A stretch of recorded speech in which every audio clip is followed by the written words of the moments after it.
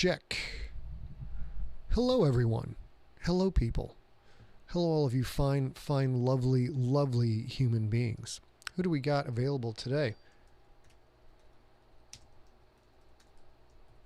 Got my social media jumping. All kinds of stuff going off. It's crazy. And we are on. We have one person on Facebook. Give me a shout out in the chat, you guys. We are currently waiting for the lovely Miss A. Sigler. Hello, Steve Rickyberg. Waiting for the lovely Miss A. Sigler to come on into our studio. And we're going to get down to business. Get down to business. Howdy ho, Shannon. John Vizcara, Tracy Shank, Richard Bennett, Dale Witten, Brittany, Nelson. How are you? A is in his house. It is Lucile Ball's birthday. Look at her, just mowing down on that chocolate. Stuffing her shirt with chocolate. Chocolate all over the place. You know, here at Empty Center Entertainment, we are fond of redheads. Hi, Tom. Hi, Jen Lundy. Hello, everybody. Apparently, I'm sniffing into the microphone today. You guys get that joy. You guys get that joy. All right. Good stuff going on for you guys tonight. Good stuff. And I think it's almost time for us to jump on this camera. A to the K. Yeah, that's right. Still call you A to the K. A to the K. You ready? At the moment. Oh. There we go. Hello. Yes. Okay, let's go to the main image. Here we go. 3, 2, 1. Hello, everybody, and welcome to SIGLERinPLACE. You vamp for a second. We got too much fan going. Can you angle that fan away from you directly? And I'll do the same here. How y'all doing? Looks like, oh my gosh, 100 people on Facebook. It's nuts. It's nuts. We're going to have to switch back, I think. Yeah, hold, let me bring you down a little bit. Actually, you know what? I'm going to mute you. Why don't you go ahead and switch out? Can you switch out your headphones, Dave-O? Where they are. Okay, I'll bring you down a little bit then. There we go. All right, we're off to a great start. We have a very brand new short story to read for you today, but it's a bit of a long short story. It'll take about 40 minutes to read. So therefore, we're going to get through our show as fast as we can. First of all, of course, we were informed by none other than Kelly the Builder that today was supposed to be the Hall of Fame day. The Hall of Fame game, the first game of the preseason. Hey, Sigler, what do you think about that? You know, I'm going to miss football this year, but I'm happy that they are pretending to take precautions because they're eventually going to have to stop the whole season, and I hope as few players can be harmed. Yeah. There's no way the season is going to finish, you guys. I think they're going to get a good start on the NBA, but eventually that's going to collapse. Baseball's already collapsing. These people are just too darn valuable to risk it all for this one season when they can probably be doing okay. All people. Yeah, all. I mean, that's I the have thing, been right? shamed. I have been shamed for saying the NFL players are valuable worker commodities. No, that's a very good point. You are totally right. I was actually saying, though, this is the thing. Like, we're all too valuable. Teachers are too valuable to go back to school. There are people who are essential who have had time to learn how to do it well. But, you know, we should stay home. But yes, you're absolutely right. I did not mean to say all players matter. that was bad. That was not good. That was not good. Yet A also has an incredibly valid point. But these are not people in pro sports. I'm sorry, they're not essential workers. Right. That's the point I was trying to make. Some of them, of course, yes, Carl Earl, the fan is messing up my hair. Some of them are not rich. The vast majority of people in pro sports they're making good money, but they're not making the crazy retire tomorrow money. All right, so what do we got today, you guys? It is Lucile Ball's 109th birthday, so we are celebrating her as an honorary redhead. Let's go back to our lovely open. Look at that. Look at the Lucile Ball. So she was super powerful. She was one of the first women to craft her own production deal. She was not a natural redhead, in case you're wondering. In her heart, she was. She was naturally green-eyed. I'm naturally green-eyed as well. Green eyes are rare. So she not quite a redhead, but it definitely suited her, and she was able to change a lot with her power in Hollywood. What's interesting is you go to look for pictures of Lucile Ball, and they're almost all black and white. The pictures that do have her redhead are either colorized or they're much later in her career. Now, If you youngins out there do not know who the hell Lucile Ball is, the Lucile Ball show with Lucile Ball and Desi Arnaz is one of the... I Love Lucy. I Love Lucy. Yes, thank you. Is one of, if not tied for, the biggest sitcoms of all time in American cinematic history. Great, great stuff they had. And is Vera Stiller, do I have the right one or no? No, that's, never mind. I thought it was Ben Stiller's parents, but that's not right. No. That's not right. That's Anna Mira. But one of the unique things is they were a real life couple, at least at the beginning of I Love Lucy, but they were an racial couple because he was one of the first Cuban, if not the first, I think, on American television. I don't know, but certainly up there. And that was at first was a concern because, of course, she in real life gets pregnant, and of course the paparazzi were not what they are now, but that doesn't mean that they weren't all over the studio. And so when she gets pregnant in real life, that becomes another like, okay, we're going to show that too. And they worked through all that even after they divorced. They worked through all that, which I think is good for us. First multicultural couple on TV, I believe. And then, of course, the other big moment in sitcom history was the Dick Van Dyke Show, which was the first show to show a husband and wife sleeping in the same bed. If you go way back in American TV history, we were so prudish, you couldn't even show a married couple sleeping in the same bed. They had to sleep in separate beds. And I believe Dick Van Dyke Show, was the first one. And according to Martin, our pal Martin in the chat room, Desi Arnaz and Desi Lou Studios were the first people to come up with a multi-camera shot, a 3-camera shot. Is that a fact? Holy cats. So go on YouTube. I'm sure there are plenty of I Love Lucy episodes floating around. Go watch some. They were really talented, really, really funny people. Most of the jokes will still land because of Lucille Ball's incredible physical comedy and the cast timing. Some of the stuff is going to fall a little bit flat because it's from a different time, but you owe it to yourself for a little American cinematographic. I should be running for office. Absolutely. Cinematographic jolly. If you have questions, if you have ideas, if you have Siglebrations, send them to info@emptyset.com. Here's what's going down today, you guys. Do you have any idea what you did with my script? I had one. We'll share that one. Yeah, sure. Is that not underneath? No. Okay. I didn't. I tossed your script.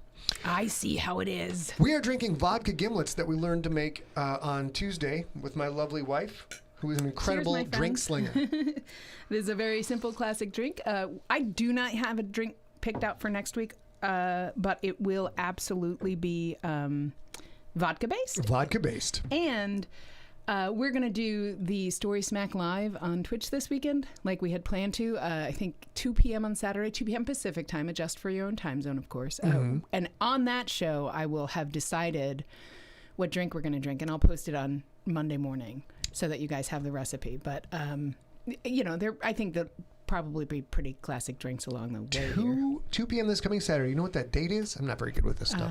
That's why I married you, because you're great with that. It's 7, 8, 9, 9th. The 9th, I believe. It's the 8th. Because today's the 6th, tomorrow's the 7th, Saturday's the... Saturday the 8th, 2 p.m. Pacific time. He did mention he wasn't too good at it. I'm not. You know what? You always got to level up in life. So I married someone who's much better at math than I am.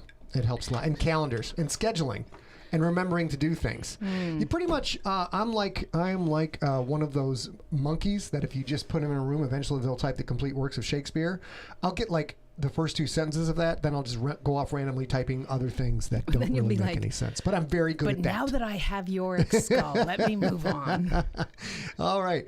Let's see. We are that. Join us, because the movie is called Vast of Night. I should have had the trailer queued up. If we have time later, I'll play it for you. We probably won't have time. It's a wonderful movie. It is on Amazon Prime. You guys, we loved it. It was great. It's very quirky. It is it's a 50s homage to UFO movies, but done with a lot of modern sensibilities. Watch it and join us. We'll be doing the Story Smack live. We've got Siglebrations. And then after Siglebrations, we're going to go over our sponsor. We're going to do one question. We're going to jump right into my new short story, Broken Glass. The Siglebrations number 1, let it loose. Can I have the keyboard closer to you? Yes. This is one of my favorites.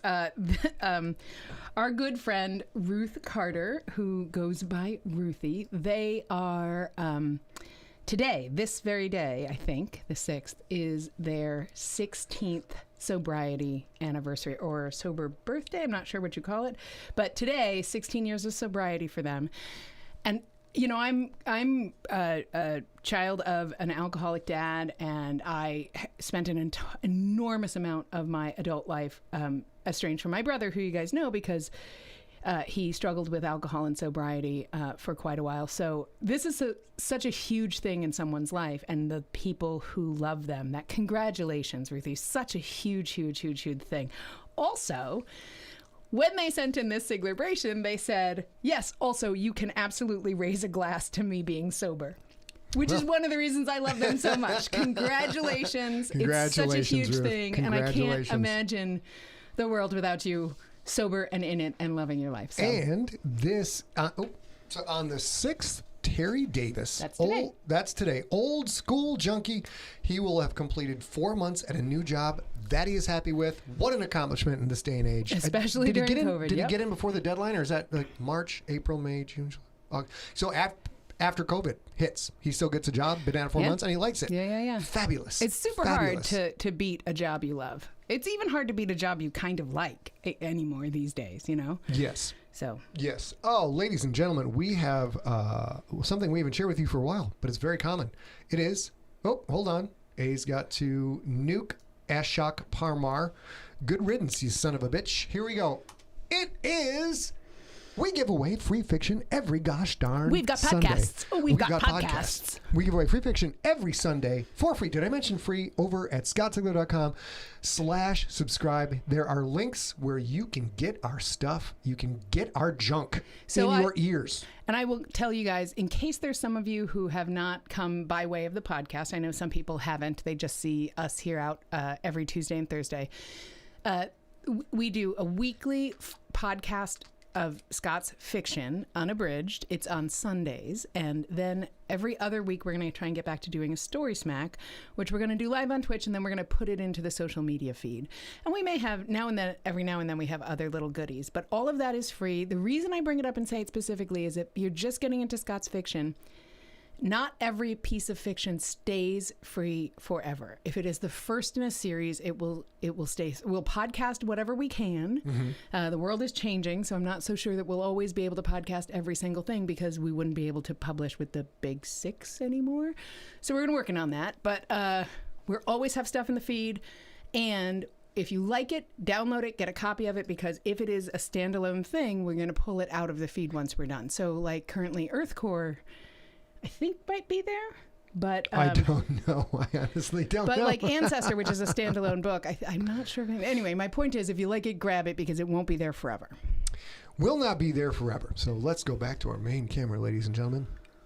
All right, that is our plug for that, and now it is time for we do a sponsor every week. We pick one sponsor, and our sponsors are mostly, almost always nonprofit. And we're just trying to shine a little light on someone who's trying to shine a little light onto someone else. Shine your light on me. So, shine that light on me. They're charity. Yeah, these are charity nonprofit, what we'll call advertisers/sponsors. They are not obviously giving us money, but we donate to every charity that we can. Sometimes we focus on things that are not quite charities. Like a few weeks ago, we centered on something that was sort of an Amazon wish list for teachers in classrooms. This is also an educational thing. 826 National, 826.org is an organization mostly in the United States, I think exclusively maybe in the United States as 826.org, who do literacy outreach to schools and projects and communities and stuff. And they're working really hard to keep students connected, especially during lockdown, in all around the world, but all around the United States as well. So you can go check that out at 826national.org. See, we got the URL right there. We don't know how to make URLs clickable yet, but I don't even know if that's possible. We will work on that in the future. Belladonna posted in the chat room, ScottSigler.com/subscribe. If somebody wants to post in the chat room, somebody from Twitch, somebody from YouTube, somebody from Facebook, 826 National, that would be just grand. You know what we got now, eh? I do not. You know what we got now? We only have the one script and you're holding it. Oh. So I do not know what we have now. You know what we got now, eh? What we got now? We've got questions. Oh, we've got questions. We got some binary with a question mark that's not binary, which makes me wonder what they're doing. I think the programmer is high on smack. Or in the Matrix. Could be. Programmer is the Matrix. I don't think the programmer can be in the Matrix. But no, Neo was a programmer in the Matrix, so I guess I was wrong. I guess it was wrong.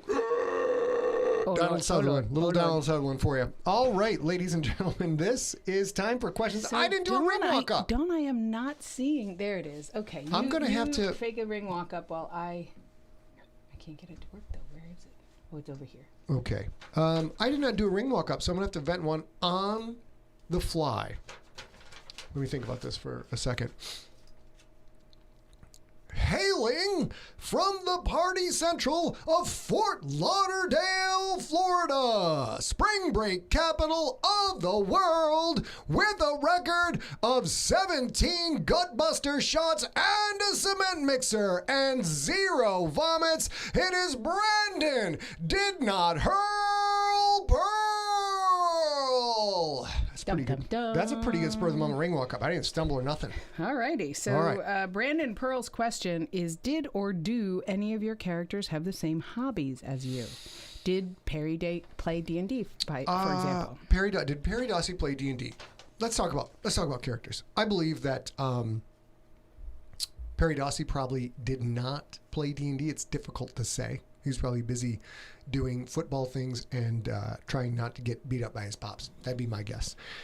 People who do have hobbies similar to me, I have not written any that I can recall. I've not written any characters that are into music. I've read several books where musically inclined authors try to communicate the subtleties of music in their fiction, and to me, it always falls flat because it's a completely different part of your brain, and you're trying to communicate. The Interview with a Vampire, I think, was one of the ones that was famous that had it. Anne Rice featured it pretty heavily, or in one of the books in that series.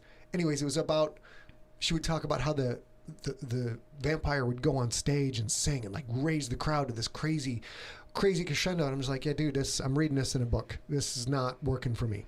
So my primary hobby of music is not something that people are into.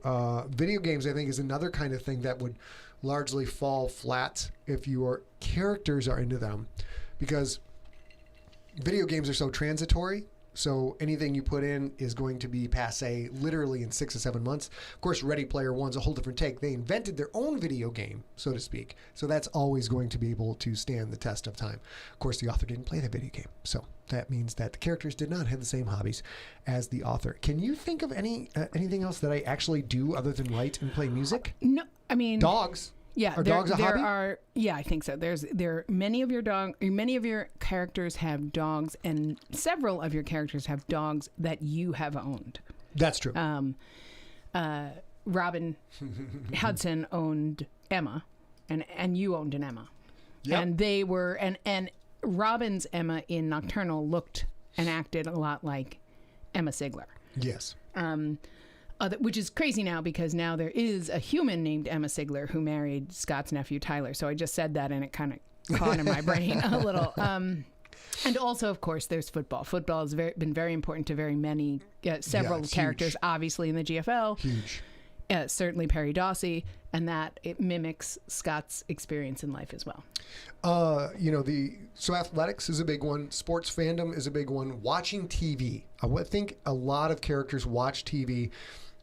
And I always thought this would be sort of one of the trademarks of my fiction would be to have characters watching TV, because if you've watched the same show they've watched, then there's a way that messes with your head a little bit. If, like, for example, Perry Dawsey talking about sitting around watching Columbo. Now, if you've ever watched Columbo back in the day, all of a sudden, a part of your brain, he ceases to be a fictional character, and he's almost someone you sit on the couch having a shared experience with. And I think that's what elevated Perry for a lot of people. But keep in mind, that was 13 years ago. Mm-hmm. So now I have a lot of readers who have literally no idea who Columbo is. They've never seen a Columbo episode. They may not have even heard the name, and if they have, it's just as some kind of transitory old person pop culture reference.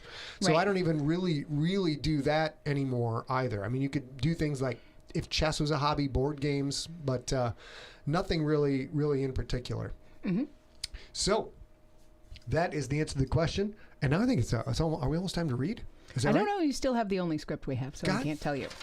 if your script is downstairs, you're going to have to do a lot of math. It isn't because I left my computer here. Oh, you know why? I didn't print one. That's yours. Oh, you keep that. There you go. That's for you. Thanks, mine.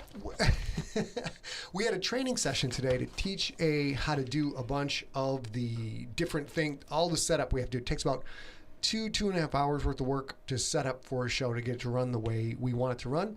So we're training in a lot of things. So I printed off a test script for A to use, and they never printed off a second script for A because we had that's our okay, test script. because we are currently moving on to your story, Broken Glass. Broken Glass was written for an anthology that he ended up putting something else in that anthology. The way anthologies work is, especially genre anthologies work, it's not just a short story collection, it's a short story collection with a theme. You've seen that with the dystopian triptych that just came out.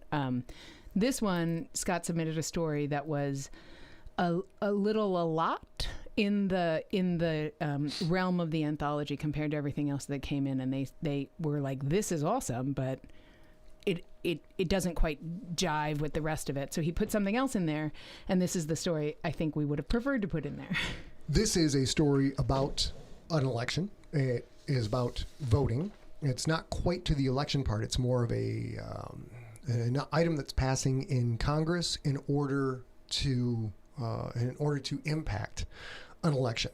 I wrote this a year ago, I think, maybe even more than a year ago. So some of it's a little disturbing to me because in some ways, some of these things are coming true. So if you see anything in our current state that is like, oh, he's taking that from what happened 2-3 weeks ago, I did this a year ago. So there you go. So that's that. And as usual, when I do... Oh, at least a year ago, actually. Yeah. At least a year ago. And when I do the stories like this, undoubtedly, no matter where you are in the political spectrum, you will think this is about people who think like you do. Because so much of what the left and the right does that is polarized is so much of it, not all of it by any stretch, so much of it is virtually identical. So people do, yes. The book came out over 2 years ago. Oh, so I wrote this story. You wrote this 3 years ago. I wrote this story about 3 years ago, you guys. So who we're going to read the story, and if you can cooperate with me for a moment, what I'm going to do is I'm going to go ahead and turn on Instagram Live. We are live on Instagram, so if you guys see me looking down here, I'm going to give it a second for some of the Instagram peeps to jump on. We have not found a way to get our highly processed, slick-ass show. I mean, when we remember how audio works. I've not found a way to get that to port over to Instagram. Apparently, that's not done, so we don't do SIGLERinPLACE on Instagram a whole lot. So hello, everybody on Instagram. If you're just joining us, I'm about to read a short story. I usually read a story every now and then on our live stream, which you can see at youtube.com/ScottSigler, Facebook.com/ScottSigler, Twitch.tv/ScottSigler. We do it every Tuesday and Thursday at 6 p.m. Pacific time. So this is a story I wrote for an anthology that came out 2 years ago, and due to reasons beyond our control, it was not in the anthology. It's very political, and here we go, ladies and gentlemen. Broken Glass by Scott Sigler. Don't you take my babies away from me. Dwayne winced at his wife's words, knowing those words were loaded, knowing Lorna was doing that thing she excelled at like no other, using guilt and hyperbole to get what she wanted. Your grand babies, Crystal said. One of those babies sat on the big chair with her husband Thomas, who was also Dwayne's son, while the other baby was still in Crystal's belly.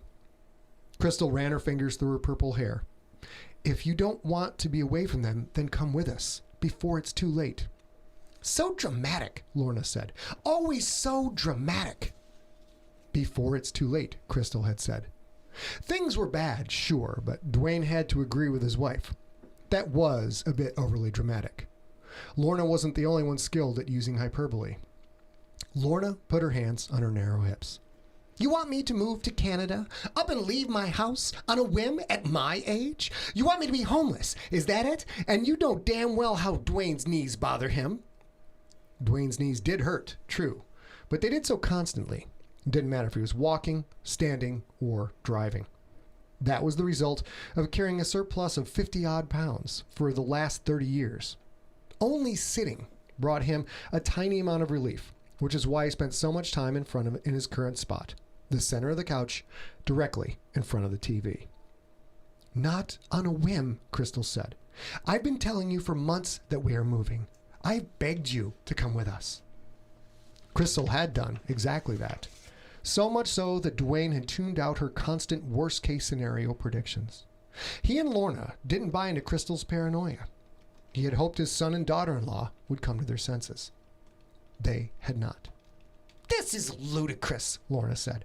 I don't understand why you'd want to take little Delilah away from her family. And what about the one on the way? Dwayne tried for the umpteenth time to tune them out, to pay attention to the channel that Crystal had insisted on watching. C-SPAN, her obsession. To Dwayne, watching politicians was like watching paint dry. On the bottom of the screen, Vote on Election Transparency Act scrolled across the page. Men in suits and loud ties.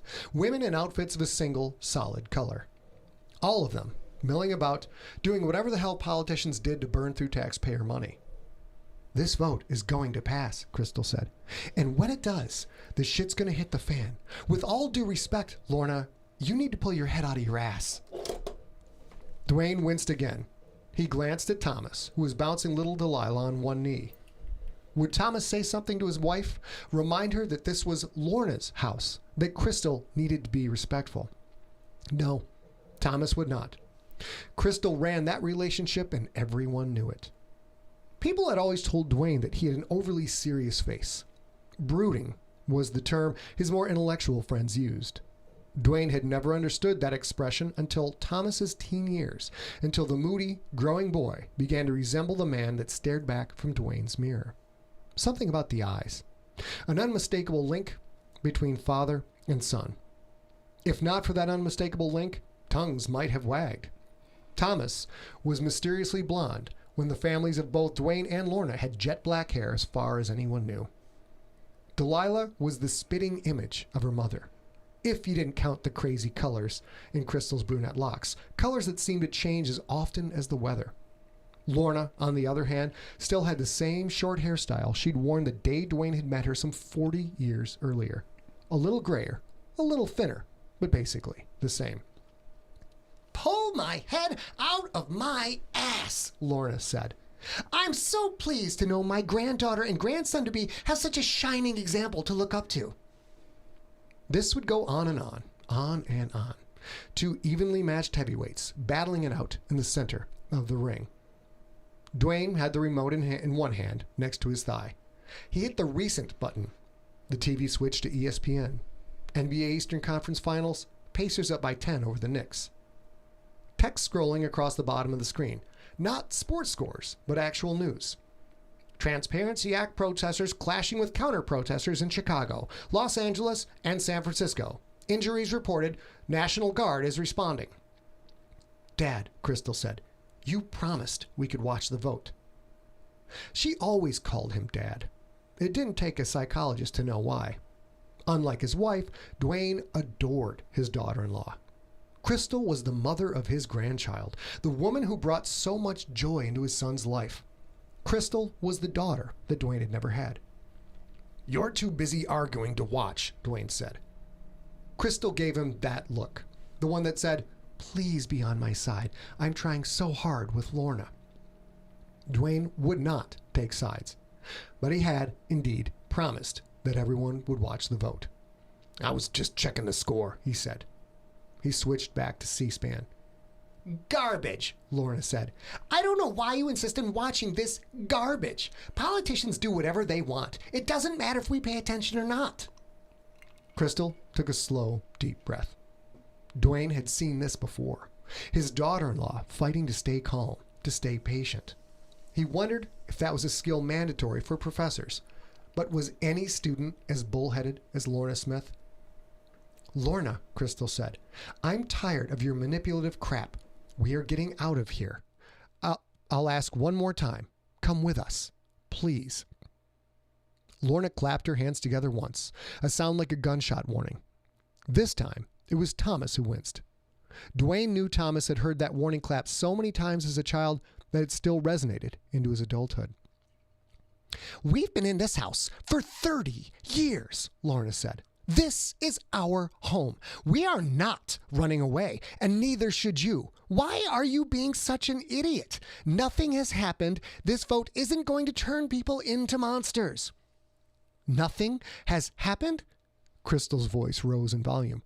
Lorna, your neighbors were arrested. They were taken away. Because they were communists, Lorna said. Don't tell me you didn't see the videos. Dwayne had seen the videos. Everyone in the neighborhood had seen the Wilson boys' political rants. Video had been his downfall. He'd worn a mask during the protests, but someone online had identified him from the rips in his jeans, of all things, the same jeans he'd worn during his political rants. Tyler Wilson carried a protest sign and jumped on a car hood, Crystal said. Hardly a felony offense, wouldn't you agree? Dwayne shook his head. Don't downplay it because you had the boy in your classes, Crystal. He didn't just jump on a car. He was part of a riot that caused thousands of dollars in damages. What kind of a country will we be if people rage through the streets like animals? Crystal's glare turned on Dwayne. No love in those eyes now. His crimes were misdemeanors, Dad, at best. He was charged with sedition, Dwayne said. Not a misdemeanor. Tyler broke the law and got caught. People are sick and tired of the riots, of thugs in masks breaking things and throwing tantrums.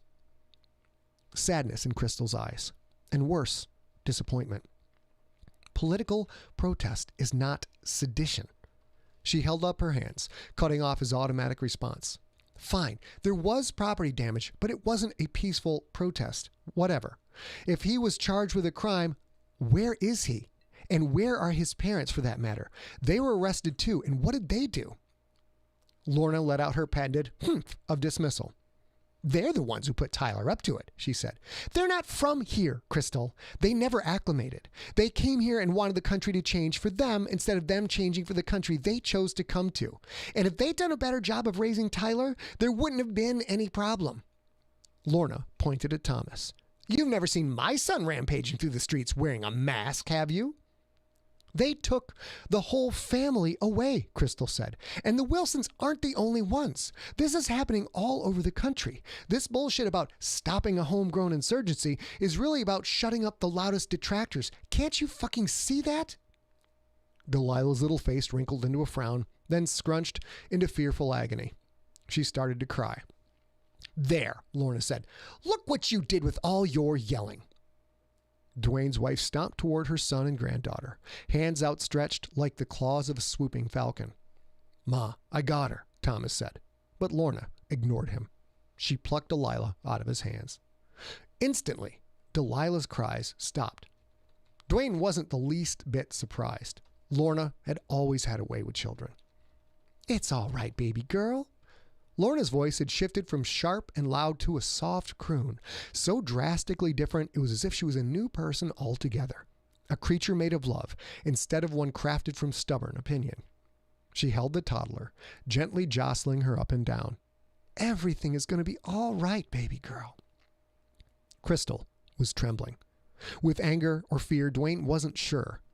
Her hands absently caressed her swollen belly. Dwayne hadn't thought much about the Wilsons. Tyler's involvement in the riot had been the scandal of the neighborhood. Dwayne had just kind of assumed Mona and Frank had been questioned. Of course they would be questioned with all the things they posted online, then stayed away to hide their embarrassment or help with Tyler's court case or something like that. Dwayne hadn't really worried about it. No one liked Mona and Frank. To be honest, they complained about everything the government did, and they'd done so long before the new president had been sworn in. The Wilsons are in a detention center somewhere, Crystal said. Oh, that conspiracy theory. Lorna rolled her eyes. The secret prisons, the re-education camps, the FEMA trailers. Of course you trot out garbage like that. You're so gullible. The government does not put random people in cages. Crystal sighed. She walked to stand next to Thomas's chair. Tom, she said quietly, are the bags all packed? Dwayne's heart sank. He had been silently hoping Lorna's bulldog nature would win out, that his wife would convince his son and daughter-in-law not to leave the country.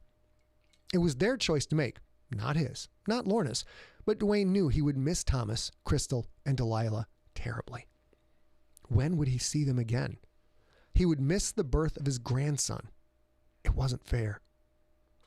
The bags were already in the car, Thomas said. Lorna shifted Delilah from one arm to the other. The little girl's sneaker-clad feet kicked lightly. Jesus Christ, Thomas, Lorna said. Would you stand up to your wife for once? Dwayne closed his eyes, rubbed at his temples. Lorna would never understand that she was the reason Thomas didn't stand up to women. Tom and I made this decision together, Crystal said. Oh, sure. Lorna gently bounced Delilah. We all know this is your doing. Thomas wants to stay with his family, not run away from shadows and go to Canada. The same argument from yesterday and the day before.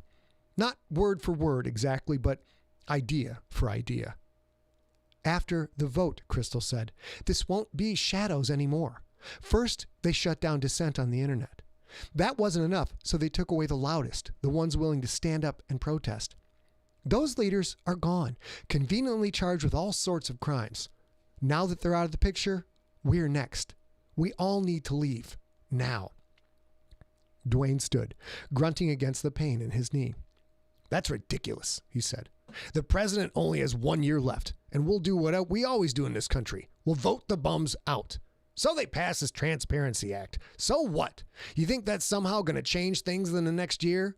The government can't grab its ass with both hands. You think they'll round us up or something? We're good people. We pay our taxes. We don't commit crimes. We vote. Crystal gave him that look again, that combination of sadness and frustration. The voter database is already complete, she said. The only reason the public didn't already have access to it was because the ACLU blocked the president's effort. When the Voter Transparency Act becomes law, there is nothing the ACLU or anyone else can do. The president is ready to sign it the moment it passes. Then, just like that, instantly, anyone can look up how other people voted. Anyone and everyone will know you didn't vote for the president, Dad. And they'll know you didn't either, Lorna. Lorna huffed. Like that's going to mean anything. Everyone in the neighborhood already knows how he voted, and nothing has happened yet. Why would this change anything? Because this isn't you chit-chatting at the beauty salon, Crystal said. This is more than a law. It's a nationwide signal to reveal the people who don't support the administration. This is a red flag being waved in front of the people who did vote for the president. Those people will be empowered like never before. As if anyone sane voted for that spoiled idiot, Lorna said. It was that foreign money in her campaign that won the election, and everyone knows it. I can't believe we have such a dummy in the Oval Office. Crystal closed her eyes. Her hands made small circles on her belly. She looked so tired. Dwayne hated to see her this way, see her stressed. It seemed like months since he'd seen his daughter-in-law smile or heard her laugh. I keep telling you, the president isn't stupid, Crystal said. She won. We lost. All these new bills and policies, the ways the country has changed so goddamn fast, the way she ignores the law and her base doesn't care, none of this is the work of a stupid person. Lorna kissed Delilah's forehead. I know stupid when I see it, Lorna said, and it is stupid for you to leave. You are 8 months pregnant. What if the baby comes early? You need your family around you. Crystal's hands fidgeted, came together, pulled apart. She clearly wanted to hold her child, but didn't want to give Lorna one more thing to complain about. All the violence of the past few months, Crystal said. It's nothing compared to what will happen when this vote passes. Lorna didn't watch the news, but Dwayne did. Sometimes. I still don't buy it, he said. We're not lawbreakers. The government isn't going to do anything to us. It won't be the government, Crystal said. Not at first, anyway. Why won't you both listen to me? I am a history professor. History is repeating itself before our very fucking eyes. Lorna cupped one hand over Delilah's ear, pulled the child's head in close to block the other. Honestly, Crystal, your language. Can't you at least try to set a good example? Crystal's hands dropped to her sides. Her fists shook. I'm talking about riots, about government-sanctioned domestic terror, about mob rule, and you're worried about bad words? Don't try to derail me. I've made a career out of studying how democracies collapse. This law is specifically designed to create violence. It's designed to intimidate anyone who would vote the other way. She spread her hands, gesturing to everyone in the room. Like all of us did. The administration is legalizing voter intimidation. You do know we're not in the majority, don't you? Dwayne grew tired of the familiar argument. There's been a few violent incidents, sure. Some anarchists, a few assholes, disorganized rabble, breaking and burning things. When the vote passes, you think people will suddenly march around like torch-carrying villagers in an old Frankenstein movie? Do you think the police are going to sit around and do nothing? Crystal nodded. That is exactly what I think the police will do. It has happened before. Tommy and I will not be around when it happens here. You don't understand how things have changed, Dad. This country isn't the same place anymore. Lorna huffed again. We don't understand. We've been around a lot longer than you. We've seen bad times come and go before you were even born. You're so isolated on your campus. You don't even know what regular people are like. Lorna, you barely leave this house, Crystal said. You don't even watch the news. The news is all lies, Lorna said. I want to be happy in my life, so I look at happy things. I want to have my family around me. You want me to go out and you want to make me out to be the bad guy for that? The doorbell rang. Dwayne was up in an instant, ignoring his pain, grateful for the distraction. He opened the door. There stood Hector and Paula Johnson, his neighbors from across the street. We came to say goodbye, Paula said, unless you've hopefully talked them out of moving away. Dwayne sighed. Afraid not. Come on in. The Johnsons had moved into the neighborhood 30 years ago, just a few months before Dwayne and Lorna had. Their house looked the same as Dwayne and Lorna's, pretty much the same as every house in the neighborhood, a 2-story affair with an attached garage. Thomas had grown up alongside Hector and Paula's children, Betsy and Russ. Throughout grade school, junior high, high school, and then college, the Johnson parents had embraced the Smith children, and the Smith parents had embraced the Johnsons' kids. Paula made a beeline for Delilah, kissing the toddler's cheeks, beaming so brightly that her joy made even Lorna smile. Oh, my favorite little girl, Paula said. Crystal, I wish you weren't taking her away. Paula's daughter, Betsy, had died in a car accident a few years ago. Her son, Russ, now lived in Boston. With no grandkids of her own, and considering Thomas a son in all but name, Paula found any excuse she could to come over and see Delilah. Hector fidgeted, clearly uncomfortable. Paula was tone deaf to the tension in the room, but Hector obviously sensed it. They're watching the vote, he said. He sat down on the couch. Crazy stuff, man. Can you believe it? Everyone gets to know how he voted? What in the world is this country coming to? Dwayne heard the fear in Hector's voice. Was Hector buying into this hysteria as well?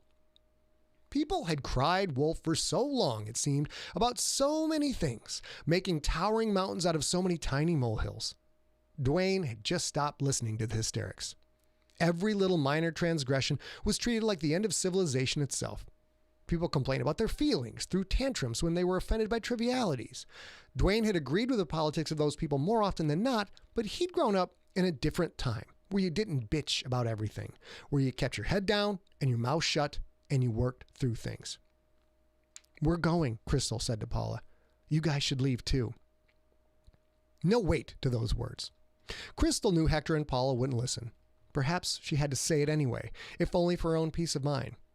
Maybe Crystal was scared of shadows, but at least she had conviction. Paula smiled sweetly. Crystal, you're such a dear. When I was a young mom, everything scared me too. It will be fine.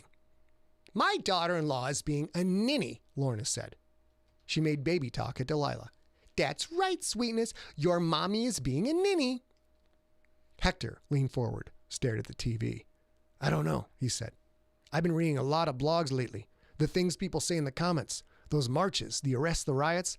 I wouldn't have thought those things were possible just a few years ago. And our other neighbors. Sometimes it seems like we're an island around here. I didn't realize how much the neighborhood had changed until the election. An island. Not a bad way to put it. Dwayne and Lorna had lived in the same house through 6 election cycles. For the most recent election, not quite 3 years earlier, he'd seen more political signs than he'd seen in the other 5 combined. Most of those signs supported the current president. Only a few, like the ones that had been on Hector's lawn, did not. Not that long ago, The people around here tended to vote one way for one party. Then property values had gone up. Different people had moved in. Nicer cars drove through the streets. Different strokes for different folks. Dwayne hadn't worried about it. Everything had been fine until the election. Since then, though, he had noticed a different attitude. Not all at once, but rather a slow transition. People looking at him, oddly. People saying casual shit to him that wouldn't have been said a few years earlier. Crystal took a step toward the TV. She stared at the screen. "It's done," she said. "It passed." White letters on the screen, playing against the backdrop of politicians milling about and shaking hands. Yay, 76, nay, 24. S.328, Election Transparency Act. "Tom," Crystal said, "say goodbye and start the car." A finality to those words. No room for debate, no room for Thomas's opinion. Thomas stepped toward Lorna. "I love you, Mom," he said. He reached to hug her. Lorna clutched Delilah tighter, turned away from him. "You are not leaving," Lorna said. "That is final." The Johnsons froze.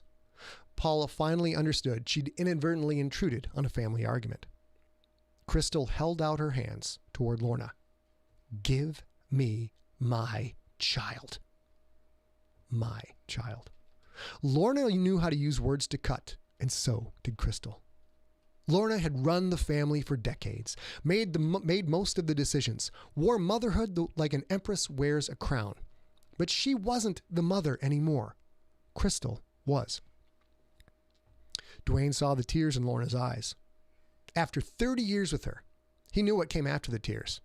The yelling and the screaming, and he would not let that happen. If the kids were moving on, Dwayne would not let them leave angry and hurt. He took a step toward Lorna, ready to intervene, but Thomas spoke first, with a tone of steel that Dwayne had never heard before. "Mom, that is enough," Thomas said. "This isn't just Crystal's decision. It's ours. I love you, Mom, but I am done with you disrespecting my wife. It's time for us to go." Inside of Dwayne, a car crash of emotions. Intense pride in his son for finally making a choice and doing it in a calm, measured way. Hollowness that his son was leaving. Jealousy that Thomas would have years with his children, while Dwayne's time with his own child was truly ending. And deep sympathy for Lorna, whose difficult behavior truly came from a place of pure love. For all of Lorna's loudness, when she cried, she did so silently.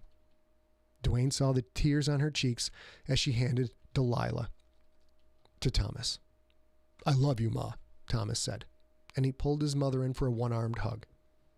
Lorna had never looked so small. "I love you too, Thomas." She turned and walked down the hall toward the bedroom. Paula ran after her.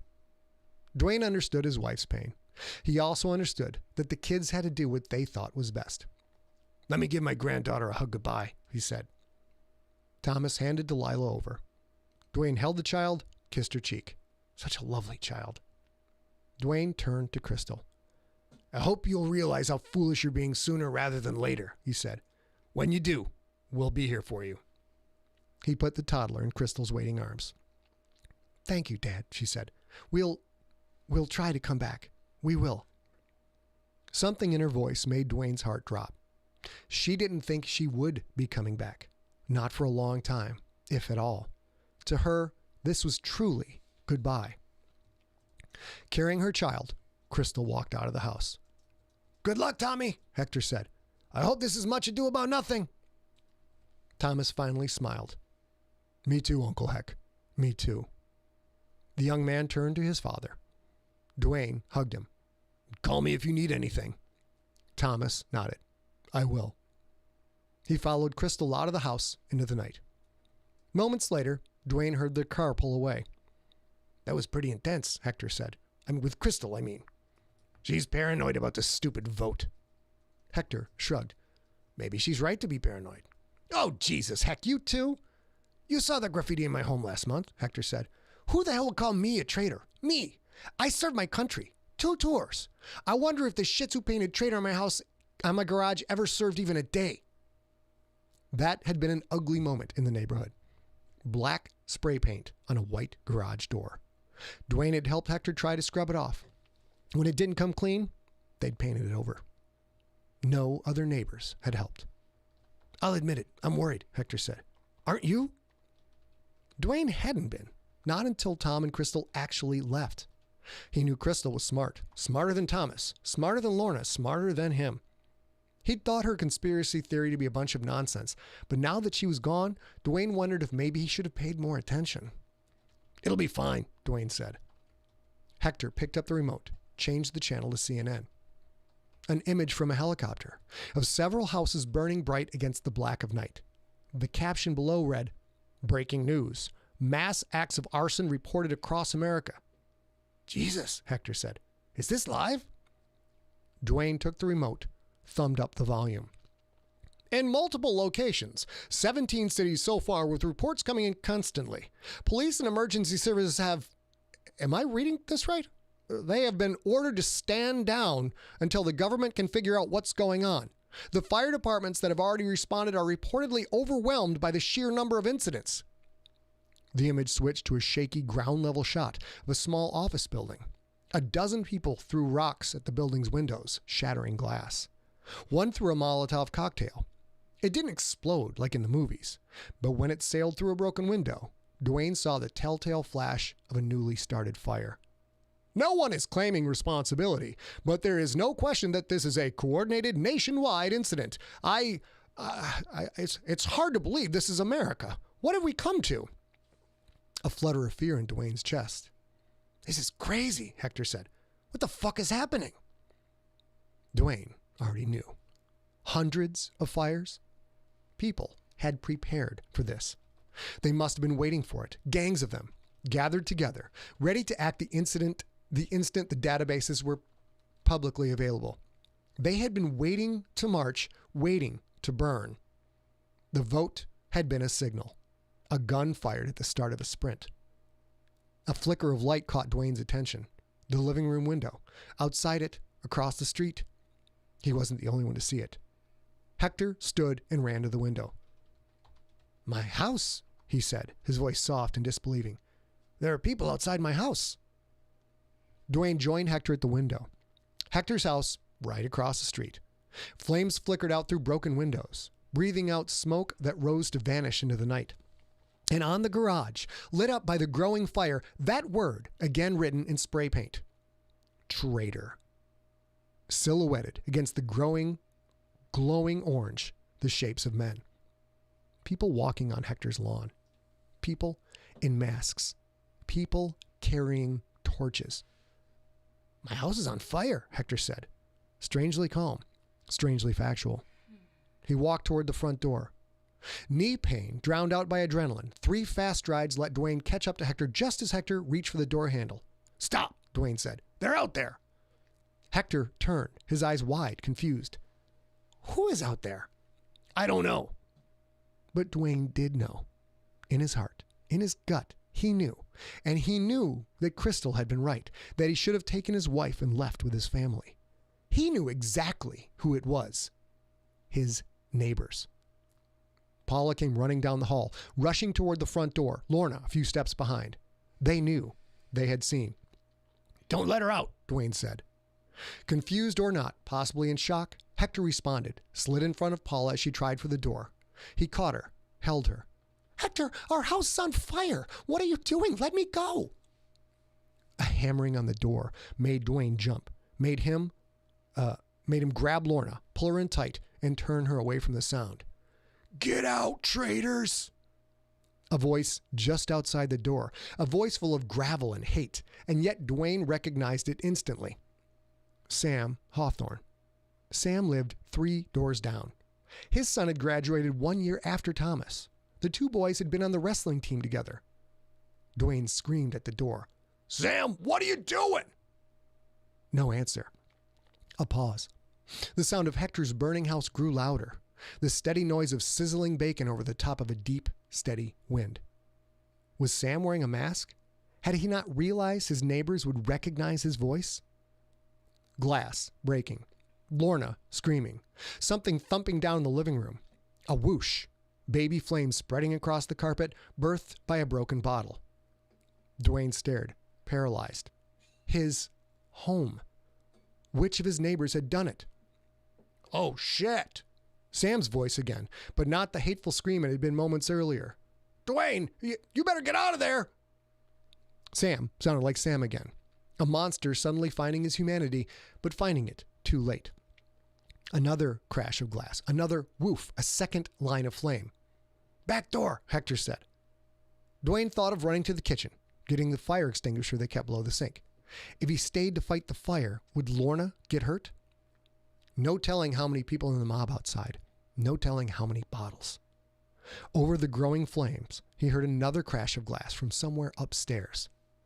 He had to get Lorna out of there, get her to safety. Dwayne grabbed her hand, pulled her toward the back door. Would fire trucks come in time? No, they would not. They would not come at all. Even as he reached the back door, Dwayne knew that his house, his home of 30 years, where he and his wife had raised their child, was already lost. Lost because he had voted for the wrong party. Lost because his country had gone mad. Thomas, Crystal, Delilah. Had they reached the highway? Were they safe? Dwayne led Lorna out the back door. As he did, the pain in his knee returned with a vengeance, a stab like a knife driving through the joint.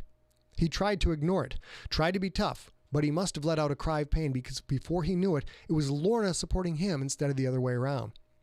She tried to lead him toward the big tree in the backyard, the one that still had Thomas's rope swing dangling from a thick branch. Not the tree, Paula said. It could burn. Hector led the way. The four of them reached the back fence and stopped.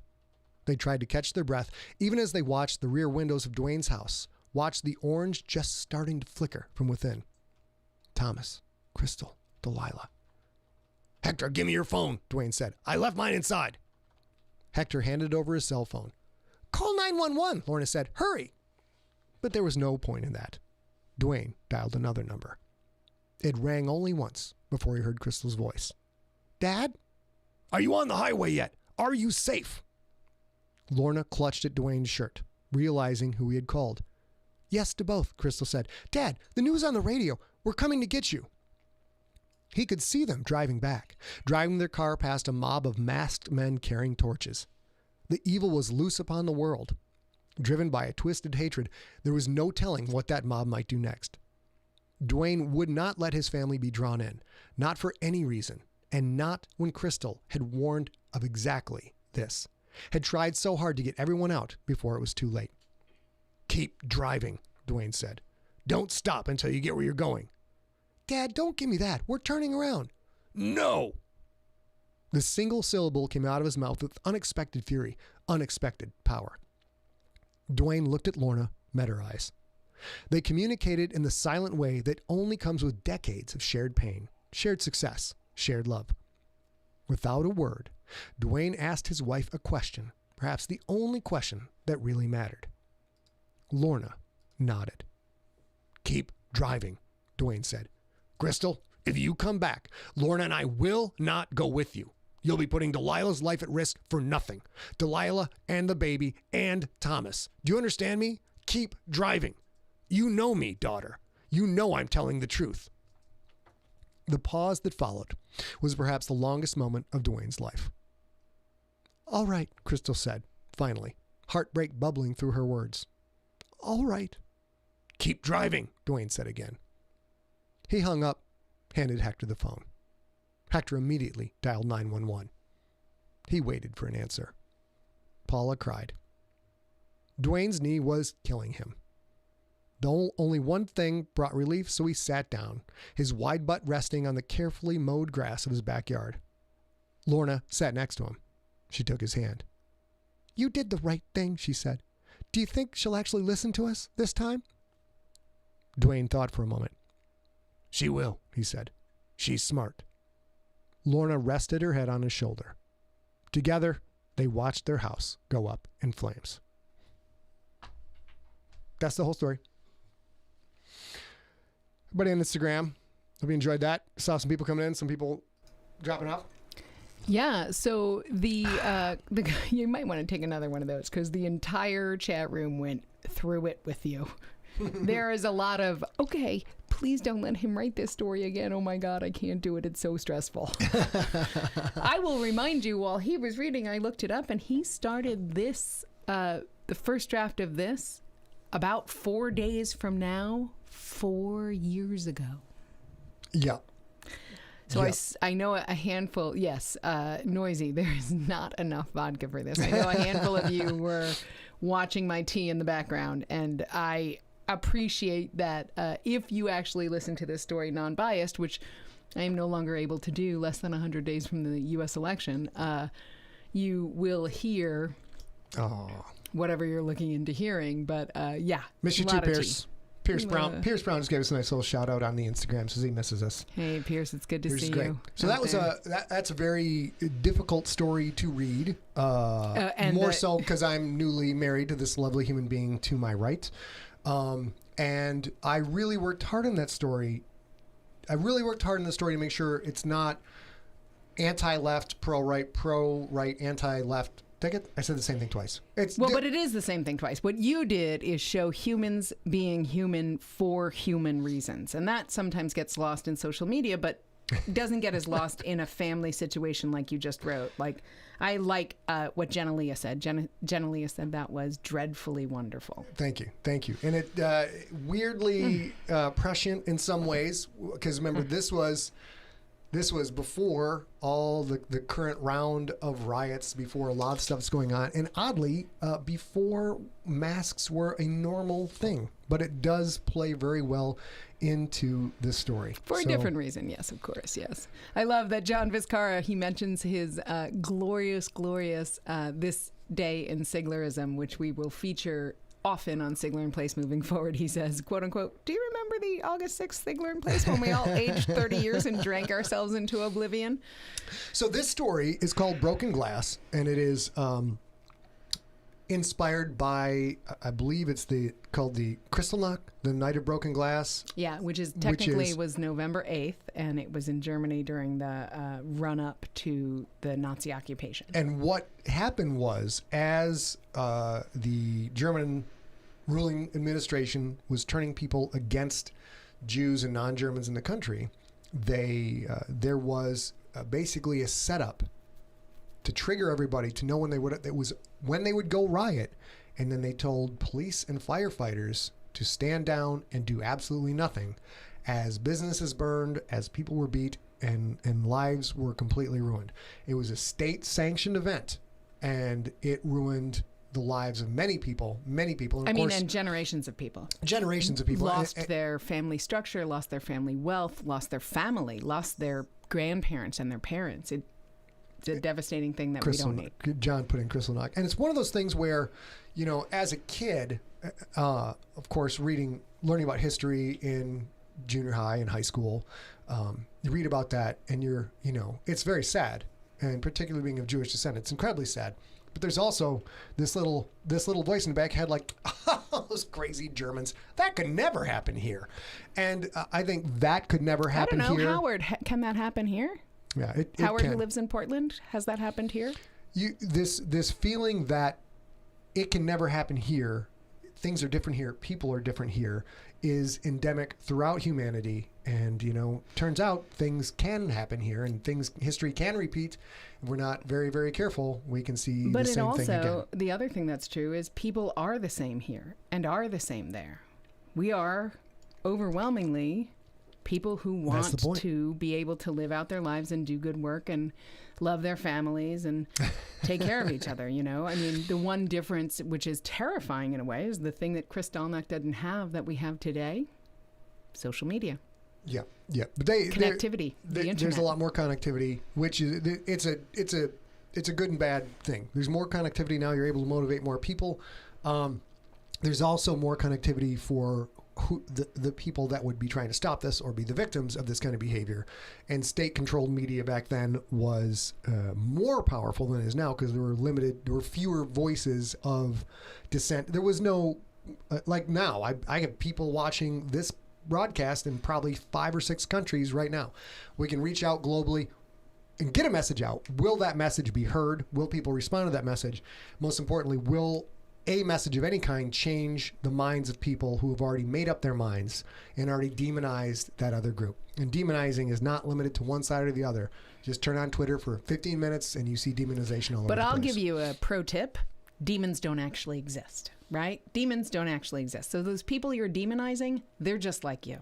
They're afraid for their future. They're afraid for their lives. I'm not saying everybody, and I'm not saying you have to take any kind of BS. But what I'm saying is overwhelmingly, I think humans are humans, and they just want to be safe, and they want their families to be safe, and they want to be able to earn a good life that they're proud of. That's exactly what I want to do, right? That's kind of the size of things. John Bivens on Instagram, thank you, appreciate that. Mitchell Green, when a nation rewrites or forgets its history, it is bound to repeat it. And I know this is not, we usually don't get this heavy on this show. We don't get this serious. Every now and then, the serious side of me sneaks out, writes a story, and if there's a chance to read it for you guys, that's great.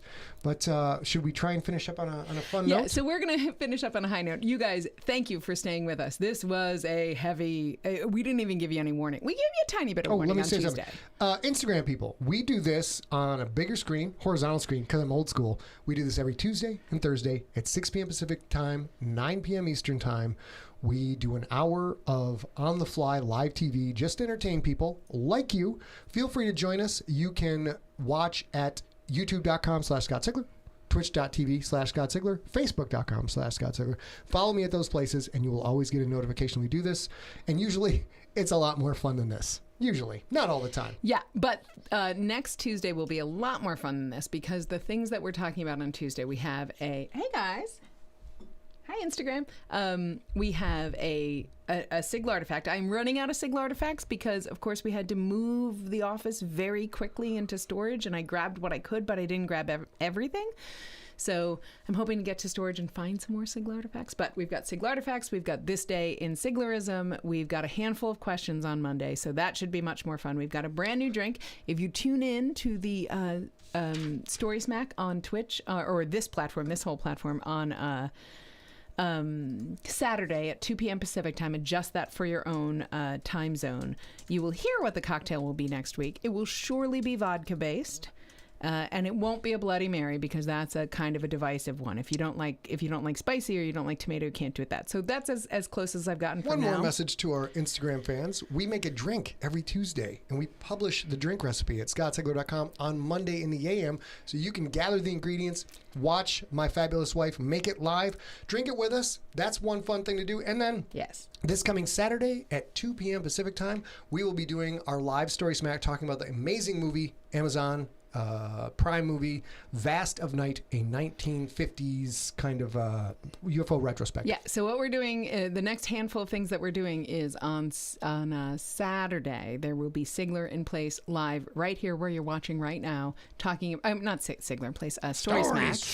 Talking about Vast of Night. You have a couple, 2-3 days to watch it. It's easy and fun, and it's not terribly hard movie. You don't have any background, anything like that.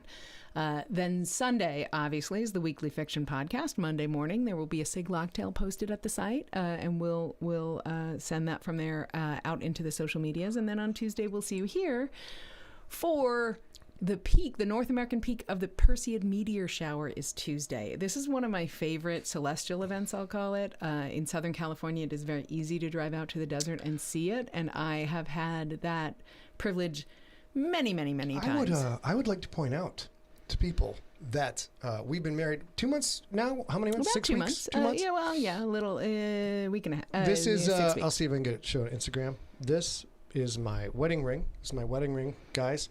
Made out of Damascus steel, the same stuff they make swords out of. Yeah, that's right. It looks like something out of a Pierce Brown novel right there. And the center stripe is made out of a goddamn asteroid. A meteorite. Goddamn meteorite. It's not an asteroid. Well, it's a meteorite, yeah. Isn't a meteorite a very tiny asteroid? No, meteorites are pieces of space detritus that hit the Earth, if I'm not mistaken. We have an astronomer, not an asteroid, in the Noisy, could chat. You settle us for us? We'll stay on long enough for Noisy to join us. A meteor is the transitive thing that is coming into the atmosphere. A meteorite hits the Earth, I think. And Beth, this is technically ring number 2. He borrowed a ring of mine that I wear like stacked with several other rings when I messed up the first one. So this is ring number 2. But yeah, I think if we ever go traveling again, if that's ever a thing that happens in the world again, we'll probably both wear silver rings, and that's it. So our astronomer in the chat room says a meteoroid, you are correct, is indeed a tiny asteroid. Thank you very much. Meteorite is when it hits the ground, when it's on the ground. All right, ladies and gentlemen, Instagram, we're going to sign off for you now. Thank you so much. Please follow us at one of those places, twitch.tv/Scott Sigler, facebook.com/Scott Sigler, youtube.com/Scott Sigler. We will be seeing you in the future. More fiction, more fun, and more movie stuff. Love you. And you guys, same thing for you guys. We are going to be back on Tuesday. It is the North American peak of the 2020 Perseid meteor shower. You can look that up and find out if you can see it. I'm not sure that you can see it all over the world. It does come annually, roughly between August 11th and 13th, at least for me here where I am. And you can see them with the naked eye. You should definitely bring bug spray if you go out in the middle of the night, because that's the thing that gets me every stinking year.